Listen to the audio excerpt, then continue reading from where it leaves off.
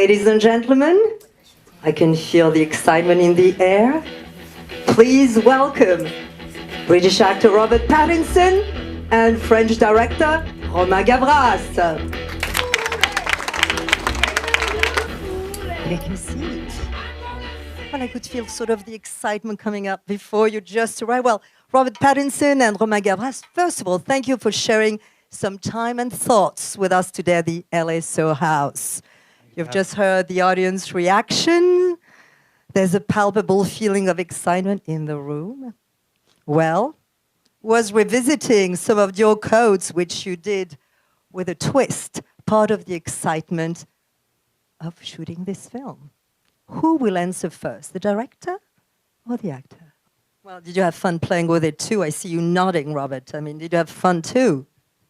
No, yeah, it was ridiculously fun. I mean, incredibly surprising. I mean, considering I was very reticent about doing any kind of commercial or something. It didn't really feel like we were doing a commercial. Even watching it, I don't feel like I'm kind of trying to sell anything, or either of us are trying to sell anything. That's probably not the point. Well, I mean, in a way, I mean, looking at the few years past, I mean, David Cronenberg's Cosmopolis gave your career a very edgy turn, and accepting, in a way, a fragrant role is a total departure for you. I mean, is becoming a Dior ambassador, in a way, filmed by one of the wildest, I must say, music video directors today, another way to challenge yourself and maybe play with your image? Yeah, maybe. I mean, I was just thinking, I think I was just old enough now to be able to do it. I think back a few years ago, I thought I wouldn't ever really be able to do anything like this because, I don't know, it was like, I didn't think I'd earned it. But I don't know, I think just sort of getting to 27 and stuff, it felt kind of right. And also just everyone at Dior allowing me to be kind of collaborative. I mean, Romain was my first choice for it in the beginning, and they were just like, yeah, fine, done. Well, in a way, when you have two strong words such as Dior, very powerful words capturing the fragrance essence. What was for both of you really your perception of Dior and the spirit of Dior, so to speak? I mean, my perception of it at the beginning was it was just a kind of very, very independent brand. It's never really, it seems like it's never cheapened itself in any way. Sort of quite aggressively independent, and that's even the whole process of when we were doing the ad. It felt like I hadn't really, I mean, I've worked with a lot of big companies before, and everyone's kind of very nitpicky and very just worried about everything. And everyone at Dior just seemed kind of just very easy and kind of classy about it. Yeah. You just said a few minutes earlier that you were the one, Robert, who sort of picked Romain for this commercial. I mean, what was it in Romain's work, I was wondering, that basically made you want to work with him? You never met before, had you? No, I tried to get in contact with him for about a year before, and he always just turned down my calls. And so I was like, how about if you just do a Dior commercial? Yeah.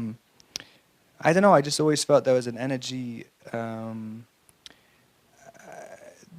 There was something. I was talking to somebody else in Paris a while ago about before I'd worked with you, saying, a lot of it is like violence without meaning, without end, and like, but there's a kind of gleefulness to it as well. And I was and they were saying it as a criticism, and I was like, but that's kind of how I see the world in a lot of ways, and life in general. And I was thinking, and it captures an energy which is very. What I thought was really zeitgeisty. Yeah, and that's kind of what I wanted to do. And also kind of the opposite of anybody who's doing commercials, I think. Yeah, I mean, did you, for instance, there's an almost, at point, I don't know if you felt that way, but there's almost like a New York Nouvelle Vague feel. I mean, the fact that it's black and white, and I was wondering if there were some French films or actors, or maybe other films, cult films maybe, that inspired you and that you discussed before shooting or as you were shooting? Well, was it? I don't know. I mean, Die not, Hard 3 was one of the references. Naturally, a reference for sure. yeah. What was it? There wasn't really any references. I mean, we kind of. It's kind of, yeah. I mean, we talked about. We were talking about for a while, like a good. Rob was sending lots. He was really implicated. You were sending a lot of pictures. Yeah. That What types? Sorry. What types of pictures? No. Just like references, but really, really interesting references to that led the film to where it is now. And yes, I couldn't name. I'm very bad with names of like people in general. So I couldn't have like precise reference. I mean, isn't there like at one point, I was thinking really, and I don't know if you did, but watching your character in the film about maybe sort of a breathless vibe, a Belmondo type of character. Is that correct? Is that what you were maybe trying at points to capture? I mean, that was definitely one of the first things that everyone at Dior was saying. That I mean, I think that the initial idea was something like that. But and I kind of like the idea of, I mean, just Belmondo's character in that. What is his name again? I can't remember. But no, I can't remember. But like just the idea of it, someone can be kind of a very charismatic character, and you kind of are watching a movie thinking, wow, this guy's really cool, and they kind of want to emulate him and stuff. But really, at the beginning of the movie, he's killed a police officer, like, and you kind of forget, and that's really where all the energy is coming from. And I think that was one of the main things that kind of attracted me to it, to get that kind of dichotomy of emotion. I remember talking to you about the first idea we had was to get to like a relationship which is almost self-destructive, like where you kind of, and that was our first idea, like to kind of say, two people who can get, they're like, I was saying there's like two magnets, which are kind of repelling each other, but somehow for a little brief second they've managed to touch each other. So it's kind of, it's something that shouldn't have happened. I mean, and that was kind of what our first idea for the relationship was. Well, Romain was telling just a few seconds earlier that he was talking about a new form, in a way, of male icon. That's the word you use. And Robert, how in a way did you imagine that young man wearing the Dior fragrance? What about, in your mind, his personality, his dreams, his take on life? In a few words, how would you sort of tell us about this male icon that you were, this new form of male icon that you were trying to show us for this film?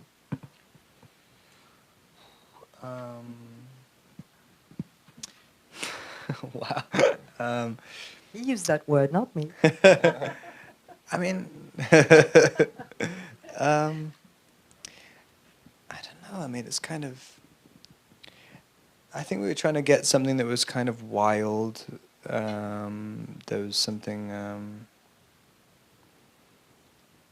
You gotta help. You brought this up. You gotta help me out a little bit. The whole film, as you said earlier, is about really seduction, from subtle to raw, I would say. I mean, before filming started, I mean, did you discuss together what each of you found seductive in men or women? Many, many times. We want to know those conversations. No, I mean, no, it was quite loose about everything. I mean, and it kind of, it was just all about the atmosphere on set. I mean, it's kind of, it's odd doing so. I mean, I met Camille the day before we started shooting or something, and so it was kind of, it's odd to just go straight into that. And it was an absolute credit to her that she's so kind of, she's genuinely free-spirited and kind of, she's like a very easy person to be around. It made it a lot easier for me because I was still kind of being really reticent at the beginning. But it was about the kind of whole atmosphere of the set. Just if people were having fun, then hopefully that was what got recorded afterwards. I mean, do you feel that in a way, I mean, watching your film, and you talked earlier about women and men, the relationship nowadays, I mean, do you feel that the masculine, feminine codes have drastically changed really in the last few years, and that the new generation of young men is totally different from what it used to be even 10 years ago. What are they now? I mean, would you say that today masculine, the word itself, or feminine, the word itself, have different meanings, have shifted meanings? I think they've kind of always, it's quite a liquid, people are just people. And so it kind of, I think they've always been changing all the time, and it's something that should be changed. It should be organic, if that makes sense. God, I don't know. Am I even saying anything right now?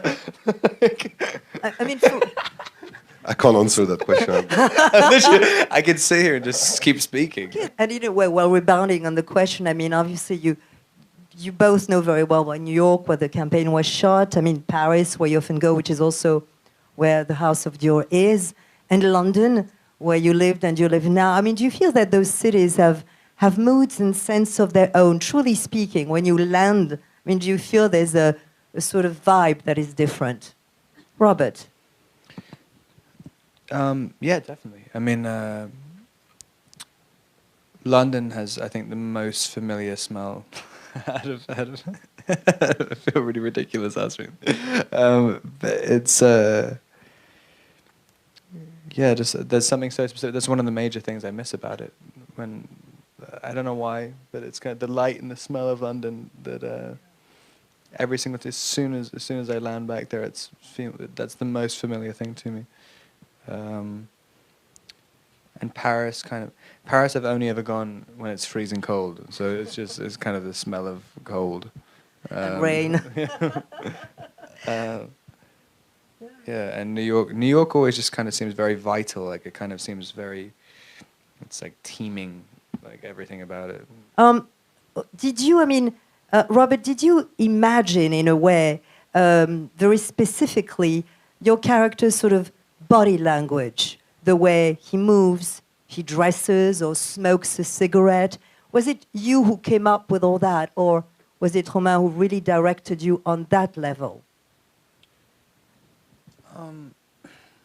I mean, it's all just about the sort of general mood. I mean, shooting the first thing we shot, driving down a beach in this little BMW convertible, which we couldn't go any slower than about 70 or 80 miles an hour, and that was the first thing we shot. And this was like it's a big commercial. I mean, a lot of people had money and invested in it and stuff. And the first thing we did was, I mean, the first thing you did was drown the car. Yeah, but it could potentially be. I mean, it ended up. I mean, we crashed the car at like 60 miles an hour into the sea, with the camera in it, and and it was kind of, and it set a mood. I mean, as soon as you feel, I mean, I guess it's just the general energy on set. It goes into your body somehow.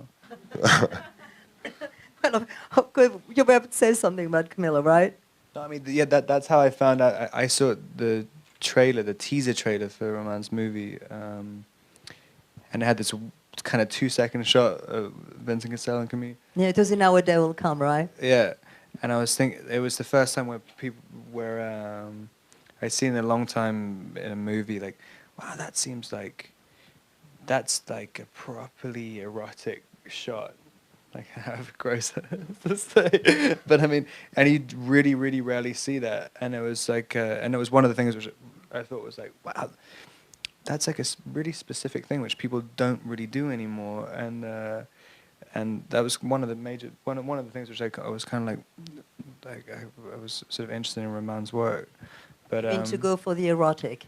Well, I mean, not just a bit, like just something where it just seems like it's quite difficult to do something original and just a kind of like a sex scene or whatever, and it's such an important and powerful part of people's lives that I thought, and I was trying to, at the time as well, I was trying to really look for something like that, and that's a lot of what we talked about at the beginning. I think we were going to be way more like sexually like frank with it, and it kind of ended up being a bit of a. You mean that there is maybe a second director's cut which shows even more? Yeah, who knows? Who knows? All right, all right.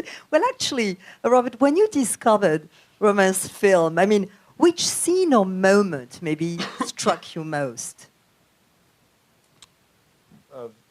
When you discovered this, film for Dior, I mean, you probably were struck or moved by a certain scene because you didn't see anything before. So, what struck you more? I mean, I don't know. I've seen it quite a few times now, but it's weird. I'm quite attached to it now. I mean, it seems quite honest. I don't know. I mean, maybe because I just said it was genuinely really really fun making it, and I don't know. It seems like it's so not how I expected to feel about doing any kind of commercial or endorsement or anything. I was so anti before, and doing that, it doesn't even feel like I've done that. So it's kind of amazing. I mean, do you see a connection really, as you were talking about, your age or whatever? Do you see a connection between you and the young man that romance camera keeps following and actually captures, in an odd way, maybe? I'm not sure. I mean, it's a funny thing. Like whenever you film something, I mean, it's kind of you're only comfortable really watching it when you don't really recognize yourself. And I'm like I've seen it a few times over the last however long it's been, like almost 6 months or something. And and I just don't really recognize myself anymore. So it's like, oh, that's something's changed, but I don't really know what it is. But I mean, when you two artists in your respective fields, you're very well known and you're both young and famous, let's face it. I mean, And beautiful. And beautiful, may I add. I mean, I was wondering what keeps the passion for acting or directing alive for both of you? I mean, what makes you tick? We see this young man running a lot, going through motion. What makes you run? What makes you tick today? dread. I mean, I don't know. I mean, in terms of films, I've just always had like a massive respect for film, even before I started acting. And so, once you get into the industry, like, even if I wanted to leave it, I feel like I haven't added what I want to add to it. And I don't know. I mean, I kind of. There are a lot of people. It's this funny industry because a lot of people come to take, and not very many people come to give something. And because I've sort of been relatively lucky in it, like I'd quite like to sort of give something back. And Robert, obviously, I mean, we're talking about how you define cinema and what is interesting for you in acting and in cinema. So let's end on a sort of a fragrant question as we discussing fragrance. If there's such a thing as the sweet smell of success, what would it smell like?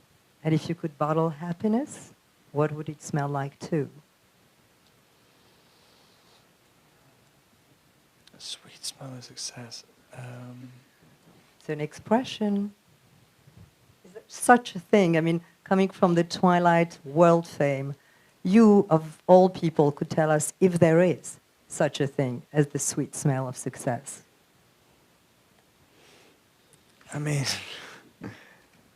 I guess I think there's more of a smell of failure than a smell than a smell of success, and it's really obvious to everyone.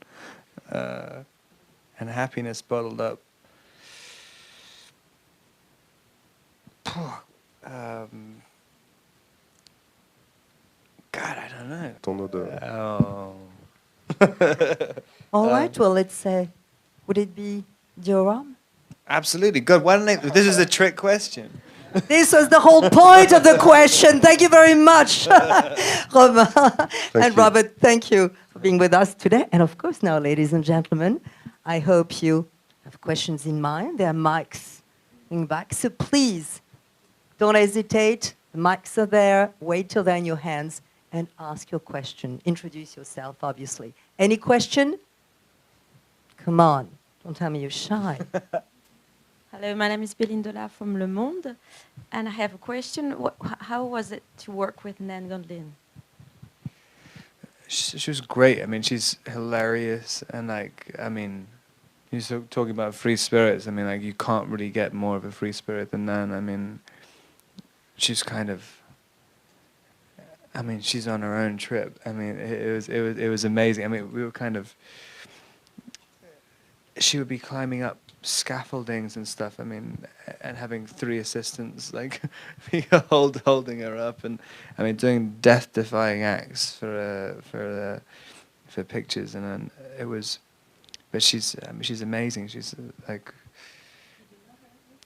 I knew her work. I didn't know her at all, but and I thought that was one of the other reasons I got into it, because they told me about Nan before I'd even kind of confirmed anything, and I was like, wow, I mean, you're choosing cool people to work with. They're great, yeah. And also, some of the other ones are like Kim Shapiro, who was working with Roman. Like, I mean, some of those pictures are great. Yeah. I don't know, have people seen those? I don't even know if people have seen them yet. Yeah, But, they're really good. Yeah. Yeah, the set pictures. Yeah. But no, it was really fun working with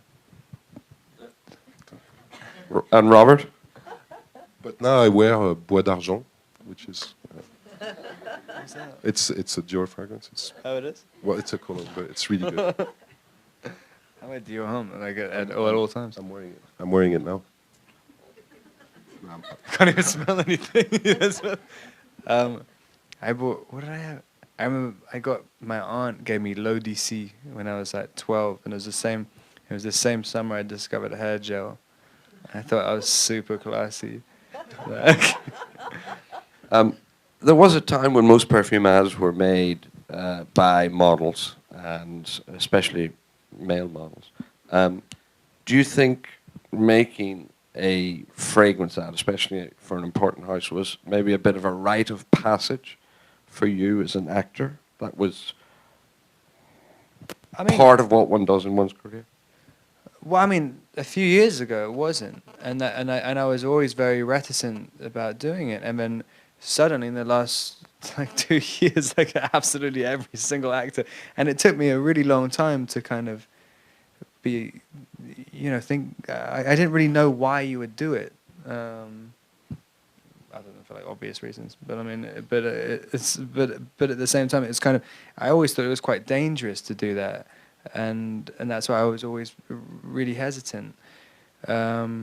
And it took a lot. I mean, I was like, I really liked everybody at Dior. I mean, they were kind of, they seemed.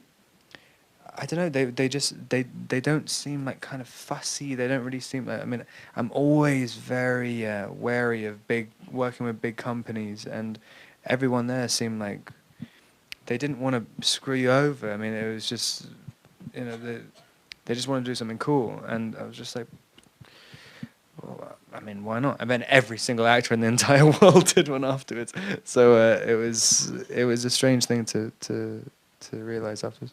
But it sounds like one of the reasons you were prepared to do it was you were given a lot of creative input into it. That was a bit of that was important to you. It was vital for you. Yeah, no, I mean, I wanted to treat it like a film. I mean, and that's the only way I could have done it. I mean, I had no other reason. I mean, it's kind of. I thought also I wanted to Dior's.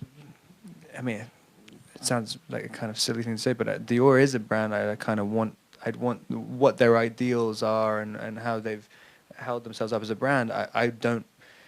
I kind of want to be part of that thing, and I kind of feel supported by the company as well. I mean, and it's weird. I mean, like you're kind of on your own as an actor in a lot of ways. I mean, and having a big multinational company behind you like that, which isn't trying to cheapen you or trying to use you in any particular way. I mean, they're a very supportive company, and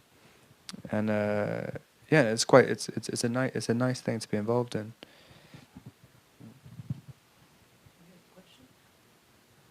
Well, thank you very much for being such wonderful partners, and you such a great audience. So, ladies and gentlemen, please give a warm hand to Romain Gavras and your new face, Robert Pattinson. Thank you all.